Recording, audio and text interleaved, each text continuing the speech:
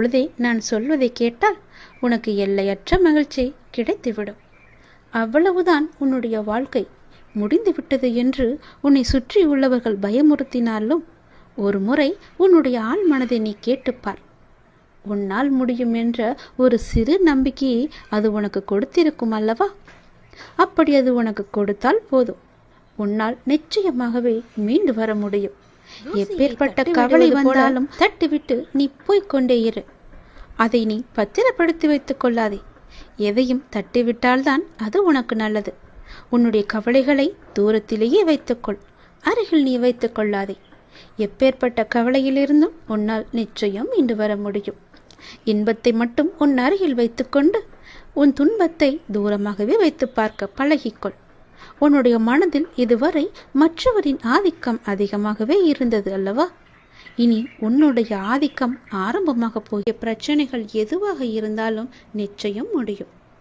பிரச்சனையை கொடுக்க தெரிந்த எனக்கு உன்னுடைய வாழ்க்கையில் அந்த பிரச்சனையை முடிக்க தெரியாதா? நான் பார்த்து கொள்கிறேன். உன் வாழ்வில் மீண்டும் மகிழ்ச்சி பொங்கதான் போகிறது.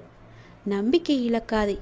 எதுவாக இருந்தாலும் என்னிடம் நீ சொல்லிவிட்டு பிறகு உன்னுடைய கவலைகளை எல்லாம் தூக்கி எறிந்துவிட்டு உன்னுடைய மனதை நீ அமைதியாகவே வைத்துக்கொள். உனக்கு நடக்க வேண்டிய நல்லது நடந்தே தீரும்.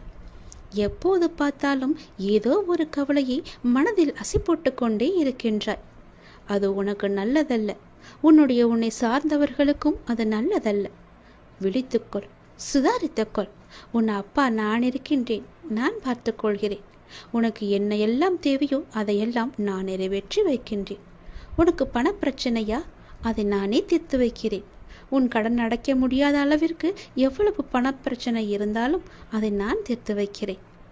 உனக்கு மனக்குழப்பம் அதிகமாக இருந்தால் என்னிடம் மனம் விட்டு பேசு. உன் மனதை நான் சரி செய்கிறேன். மிகவுமே உனக்கு கஷ்டமாக இருந்தால் என்னுடைய ஆலயத்திற்கு வா. ஏதோ ஒரு ஆலயத்திற்கு சென்று அங்கு விளக்கு ஏற்று. அந்த தீப வெளியில் உன்னுடைய கஷ்டங்கள் எல்லாம் எரிந்துவிடும். உனக்கு நேர்மறை அதிகமாகவே வர வேண்டும் என்றால் தினமும் ஆவது வாரத்திற்கு ஒரு முறையாவது ஏதோ ஒரு ஆலயத்திற்கு செல். நீ எந்த ஆலயத்திற்கு சென்றாலும் அங்கு நான் இருப்பேன். ஏதாவது ரூபத்தில் உன் கண் முன்னே நான் தோன்றுவேன். பயப்படாதே, எதற்கும் நீ அஞ்சாதே. உன்னுடைய மனதில் உள்ள கவலைகள் கஷ்டங்கள் எல்லாவற்றிற்கும் நான் தீர்வு தருகிறேன். உன் மனதை நீ அமைதியாக வைத்திருந்தால் மட்டும் போதும். என்னுடைய பிள்ளை அல்லவா? உனக்கு தேவையான பணம் உனக்கு கிடைக்குமோ கிடைக்காதோ என்று உன்னுடைய மனதில் எப்பொழுதும் ஒரு அச்சம் ஓடிக்கொண்டே இருக்கிறது. பொதுவாகவே எல்லோருக்கும் பணம் தேவைப்படுகிறது. ஆசை அதிகமாகத்தான் கடனும் அதிகமாகும். நீ ஆசையை குறைத்துக்கொள். உனக்கு கடனே இல்லாத வாழ்க்கையை நான் தருகிறேன். உனக்கு எது தேவையோ உன்னுடைய ஆசையை நான் பூர்த்தி செய்கிறேன். அவசரப்படாமல் இரு. எல்லாவற்றிற்கும் ஒரு எல்லை வைத்துக்கொள். ஆசை அதிகமானதால் உனக்கு பிரச்சனை அதிகமாகும். உன் ஆசையை நீ உன் கட்டுக்குள் வைத்துப்பார். நிச்சயம் உனக்கு நிம்மதி கிடைக்கும். எந்த பயத்தையும் உன் மனதில் போட்டுக்கொள்ளாதே. உன் மனதில் ஒரு அச்சம் ஓடிக்கொண்டிருக்கின்றதல்லவா? அதை நான் சரி செய்கிறேன். கவலைப்படாதே. உனக்கு தேவையான பணம் நிச்சயம் கிடைக்கும். உன்னுடைய கடன் பிரச்சனை எல்லாமே முடியும்.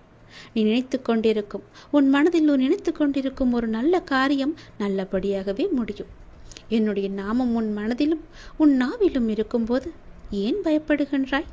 ஏன் குழம்புகின்றாய்? என்னுடைய குழந்தை அல்லவா?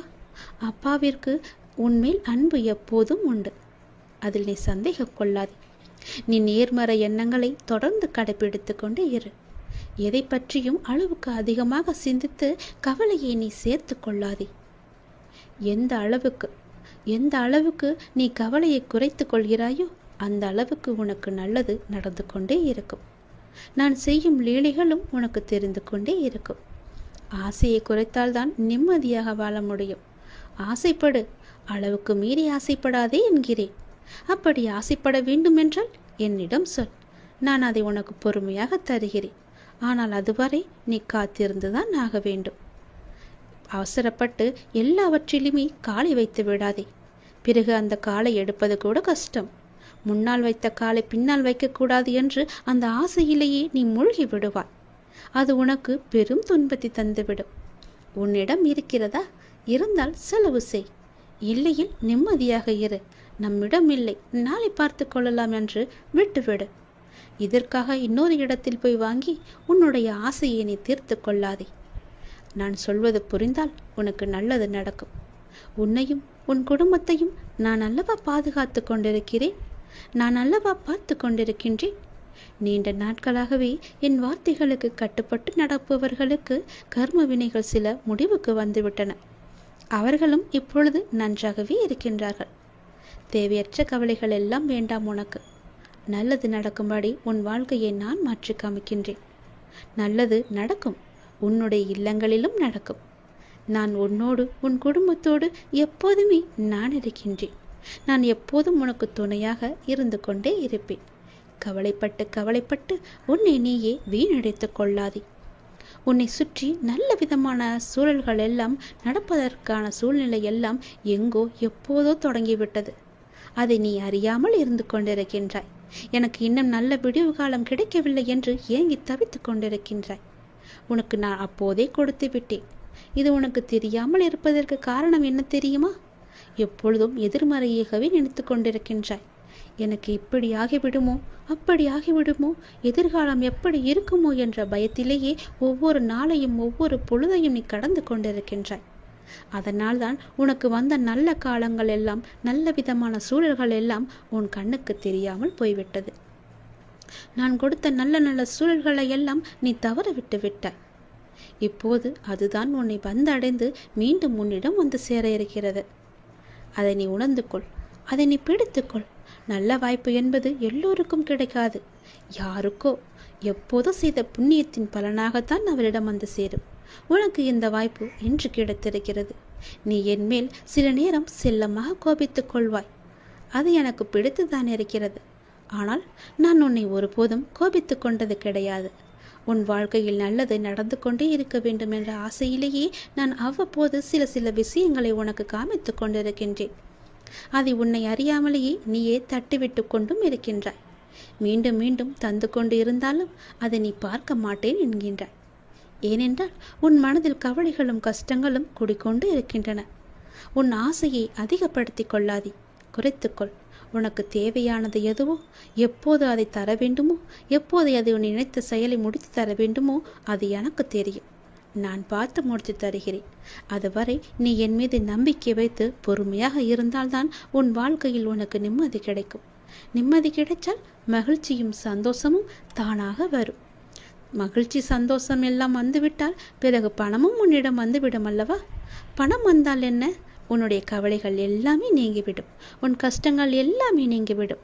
பிறகு உன் வாழ்க்கை இனிமையாக இருக்கும், சந்தோஷமாகவே இருக்கும். கவலைப்படாதே, உன் அப்பா உனக்காகவே நான் இருக்கின்றேன். எல்லாம் நல்லதை நடக்கும். ஒவ்வொரு நாளையும் ஒவ்வொரு முடியும் பொழுதையும் நீ சந்தோஷமாக மனதில் புத்துணர்ச்சியுடன் செயல்படு. விடியும் பொழுதாகட்டும், முடியும் நாளாகட்டும், எல்லாம் நன்மையாகவே இருக்கும். ஒவ்வொரு நாளும் தொடக்கத்திலும் இறைவனுக்கு நன்றி சொல்லி தொடங்கு. ஒவ்வொரு நாளின் முடிவிலும் இறைவனுக்கு நன்றி சொல்லி முடித்துப்பார். உன் வாழ்க்கை நன்றாக சந்தோஷமாக அமோகமாகவே இருக்கும். நல்லது நடந்து கொண்டே இருக்கும். இதுவரை உனக்கு கைக்கு எட்டியது கை நழுவி போனது அல்லவா? கண் முன்னே இருந்தது காணாமல் போனதல்லவா? இது போன்ற சூழ்நிலைகள் உனக்கு முடிவுக்கு வரப்போகின்றது. உன் வாழ்வில் ஒரு புதிய மாற்றம் வரப்போகின்றது. எது உனக்கு ராசி இல்லாத தினம் என்று மனதுக்குள் நினைத்தாயோ அந்த ராசியான தினமாக அது மாறப்போகிறது. ஏற்கனவே நான் சொன்னபடி உனக்கான நல்வினைகள் செயல்பட ஆரம்பித்து விட்டன. சில விஷயங்கள் உனக்கு முட்டுக்கட்டையாக இருந்தாலும் உன் முன்னேற்றத்தை யாரும் தடுக்க முடியாது. ஏனென்றால் உனக்கு துணையாகத்தான் உன் அப்பா நான் இருக்கின்றேனே. நீ முன்னேறி சென்று கொண்டே இரு. எப்போதும் முன்னோக்கியே நடக்க பழகு. இப்பொழுது இருக்கும் உன் மனநிலையை குறித்து சிறிதும் அஞ்சாதே, அதிருப்தியும் அடையாதே. லட்சியத்தை அடைந்தே தீருவன் என்று உன் உள்ளத்தில் உறுதியை நீ உண்டாக்கிக்கொள். நீ செய்யும் செயல்களில் ஈடுபாடும் அந்த செயல் உனக்கு எவ்வளவு முக்கியமானது என்ற உணர்வும் இல்லையேல் நீ செய்வதெல்லாம் நேரத்தையும் வாழ்க்கையும் வீணடிப்பது மட்டுமே. எல்லாம் திரும்பி போனால் திரும்ப வராது. எதிலும் வெற்றி பெற இயலாது. நீ செய்யும் காரியத்தால் வாழ்க்கையில் ஏதோ ஒன்று சரியாகவோ தவறாகவோ நடந்தால் அதற்கு காரணம் எது என்பதை நீ முதலில் ஆராய்ந்து பார். அதை நீ திருத்திக்கொள். வாழ்க்கையின் சிறு விஷயங்களிலும் முழு ஈடுபாட்டுடன் இருந்தீர்கள் என்றால் அதில் நிச்சயம் நீ வெற்றி பெறுவாய். ஒரு புல் வளர்வதற்கு சிரமப்படுவதில்லை. உடலில் உள்ள இரத்தமும் மற்றும் வெள்ளை அணுக்கள் உடல் முழுவதும் சுற்றி கொண்டிருப்பதற்கு அது சிரமப்படுவதில்லையே. பூக்கள் மலர்வதற்கு சிரமப்படுவதில்லையே. ஏனென்றால் அப்படித்தான் அவை வடிவமைக்கப்பட்டிருக்கிறது. படைப்பின் மகத்துவமே அதுதான். ஒவ்வொரு நொடியும் கஷ்டமான முயற்சிகளால் தான் படைப்புகள் நிகழ்ந்து கொண்டிருக்கின்றன. ஆனால் அவையெல்லாம் உனக்கு ஒரு பொருட்டாகவே தெரியவில்லையே. நீ படும் துயரங்களும் சிரமங்களும் தான் உனக்கு பெரிதாக தெரிகின்றது. இப்பொழுது இந்த உலகில் சிரமப்படாமல் எதுவுமே சாத்தியமாகாது. உன் கைக்கும் அது கிடைக்காது. சிரமப்பட்டுத்தான் ஆக வேண்டும். முயற்சி செய்து பார், நிச்சயம் கிடைக்கும். முதலில் எதுவும் சிரமமில்லை என்று நம்பு. நீ சிரமம் என்று சொல்வதற்கு காரணம் உன் மனதுதான். சிரமம் என்பதை நாம் கடந்தால்தான் லட்சியத்தை நம்மால் அடைய முடியும். மாபெரும் படைப்புகளை உருவாக்க நல்ல உணர்வுகளும் அபரிமிதமான மகிழ்ச்சியான மனநிலையும் மட்டும் இருந்தால் போதும். அதை உனக்குள்ளே நீ வளர்த்துக்கொள். உனக்கு நிச்சயம் வெற்றி கிடைக்கும். நான் என்றுமே உனக்கு துணையாக மட்டுமே இருப்பேன். நம்பிக்கையோடு உன்னுடைய கடமை எது என்று உனக்கு தோன்றுகிறதோ அந்த கடமையை நீ தவறாமல் செய்து கொண்டு வா. அந்த கடமையிலிருந்து நீ பின்வாங்காதே. ஏனென்றால் அது உனக்கென்று படைக்கப்பட்ட கடமைகள். உன் கடமையை நீதான் செய்ய வேண்டும்.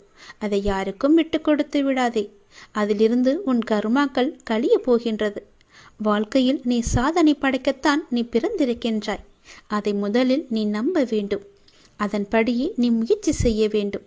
நாம் கண்டிப்பாக வெற்றி பெறுவோம் என்ற தன்னம்பிக்கை, நம்பிக்கை, பொறுமை எல்லாமே உனக்குள்ளே வேண்டும்.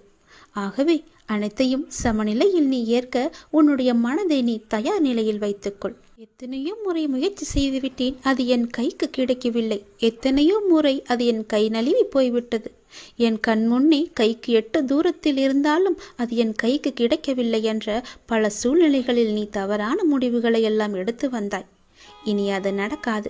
இதுவரை உனக்கு கைக்கு எட்டியது, கை நழுவி போனது எல்லாம், உன் கண் முன்னே இருந்தது, காணாமல் போனது எல்லாம் இப்போது உன் கைக்கு வரப்போகிறது.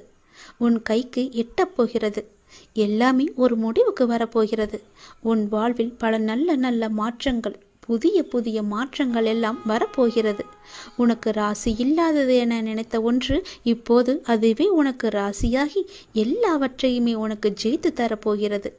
ஏற்கனவே நான் சொன்னபடி உனக்கான நல்வினைகள் எல்லாம் செயல்பட ஆரம்பித்து விட்டன. சில விஷயங்கள் உனக்கு முட்டுக்கட்டையாக இருந்தாலும் உன் முன்னேற்றத்தை யாரும் தடுக்க முடியாது.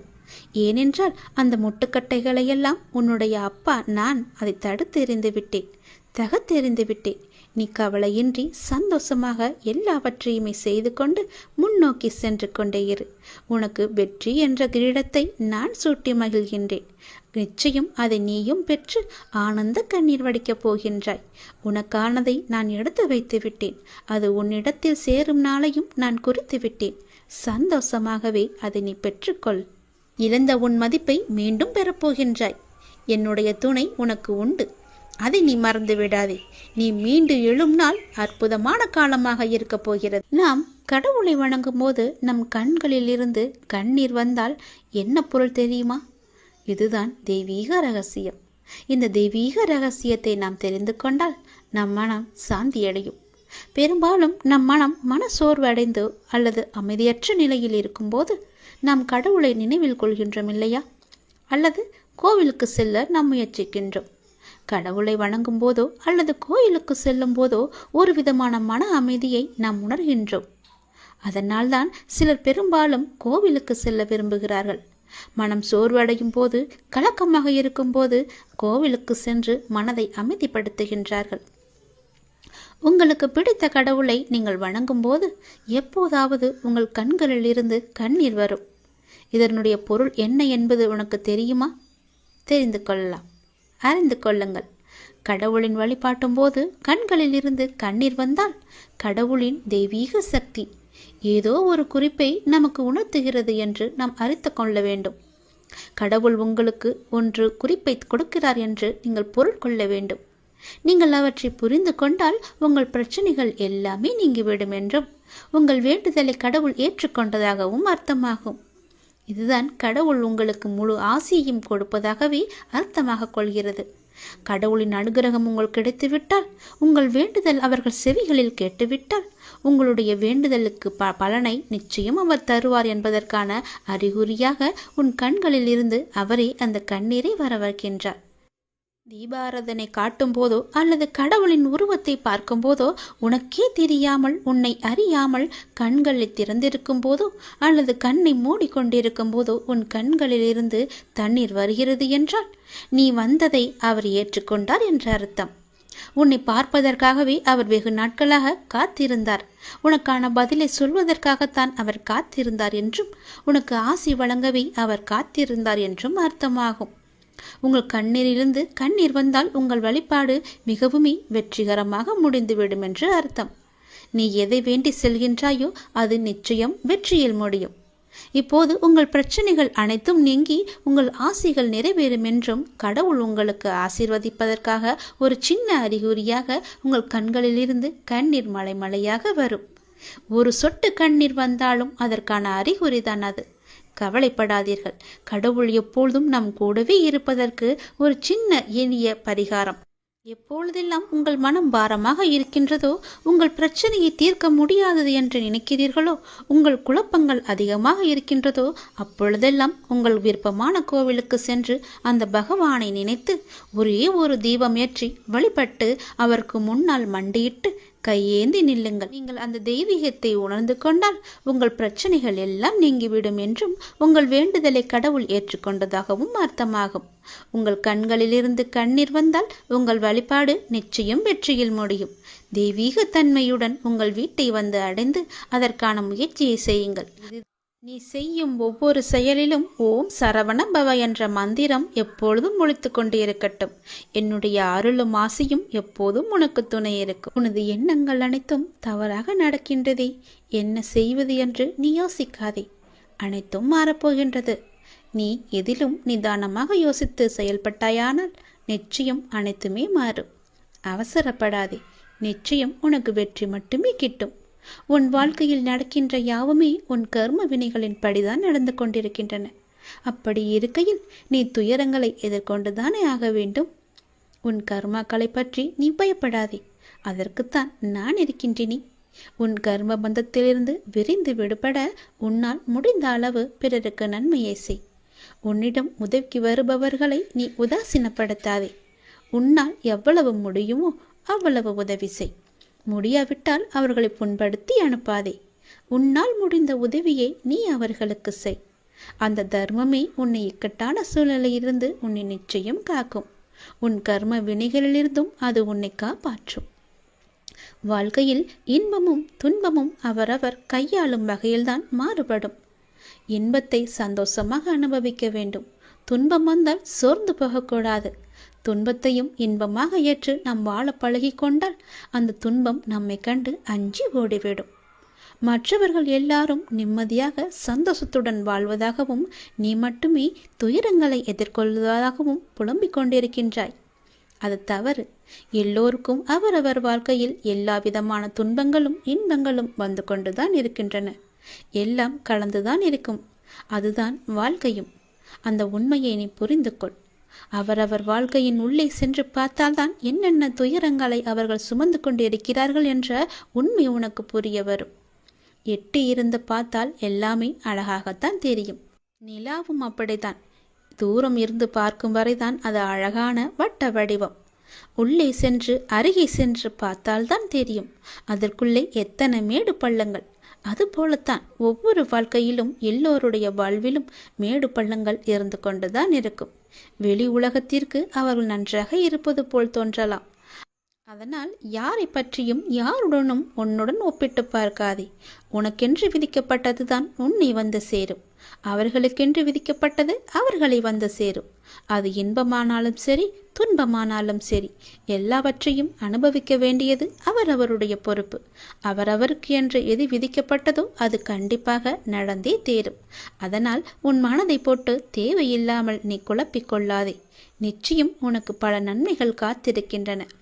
யார் கைவிட்டாலும் என்னை நம்பி வந்த உன்னை நான் கைவிடவே மாட்டேன்.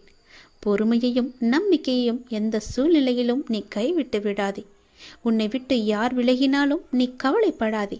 எல்லாம் நன்மைக்கே என்று நீ எடுத்துக்கொள்ள பழகிக்கொள். அப்பொழுதுதான் எல்லாவற்றையும் சாதாரணமாக எடுத்துக்கொண்டு அடுத்தபடி எது என்று முன்னோக்கி உன்னால் செல்ல முடியும். நீங்கள் மென்மேலும் வளர்ச்சியடைந்து வாழ்வில் வெற்றி பெறப் போகின்றாய். அது கண்டிப்பாகவே நடக்கும். உனது வாழ்க்கை எல்லா செல்வ வளங்களையும் பெற்று மகிழ்ச்சியாகவே மாறப்போகிறது. உன்னுடைய வாழ்க்கையில் பல அழகிய வண்ண வண்ண பூக்கள் எல்லாம் பூத்து குலுங்க போகின்றது. நிச்சயம் அது நடக்கும். இவை அனைத்தையுமே உன்னை வந்து சேரும்படி நான் அமைத்து தருகின்றேன். என் பரிபூரண அருளும் ஆசியும் அன்பும் உனக்கு வேண்டுமென்றால் நான் சொல்வது போலவே நீ செய். உன் லட்சியங்களில் வெற்றியடையும்படி நான் உனக்கு துணை இருப்பேன். என் வார்த்தைகளை நீ நம்பினால், அப்பா சொல்வது எல்லாமே உன்னுடைய நன்மைக்கு தான் என்று நீ நம்பினால், கண்டிப்பாகவே நான் சொன்னதை நீ செய்வாய். நான் சொல்வதை நீ கண் குளிர பார்ப்பாய், காது குளிர நீ கேட்பாய். உன் வாழ்வில் பல நல்ல மாற்றங்களை கொண்டு வருவதற்கே நான் இருக்கின்றேன் என்பதை நீ முழுமையாக நம்பு. உனக்கு எப்பேற்பட்ட இக்கட்டான சூழ்நிலை வந்தாலும் நான் இருக்கிறேன் என்பதை மட்டும் நீ மறந்து விடாதே. உனது எண்ணங்கள் அனைத்தும் தவறாக போய்கொண்டிருக்கிறது. அது மாயை என்ற வலையில் சிக்கிக்கொண்டு தவித்து கொண்டிருக்கிறது. உன்னை காப்பாற்றவே நான் இப்போது வந்திருக்கிறேன். நான் உனக்காக அவதரித்தவன். அனைத்தும் மாறப்போகிறது. எதிலும் நிதானமாக மட்டும் யோசித்து நீ செயல்படு. எது செய்தாலும் என்னிடம் சொல்லிவிட்டு செயல்படு. உனக்கு நல்லதாக நான் அதை மாற்றி காமிக்கின்றேன். எந்த கர்மா உன்னை நெருங்காமல் நான் பார்த்து கொள்கிறேன். எப்பொழுதும் எனக்கு துணையாக நீங்கள் இருங்கள் அப்பா என்று எப்போது என்னிடம் வந்தாயோ அந்த நொடி முதலே உனக்கான நல்லதுகளை செய்ய நான் ஆரம்பித்து விட்டேன். எது நடந்தாலும் நான் பார்த்து கொள்கிறேன். நீ தைரியமாக இரு. எல்லாவற்றையும் நானே பார்த்து கொண்டு அதற்கான பல வெகுமதிகளை தருகிறேன்.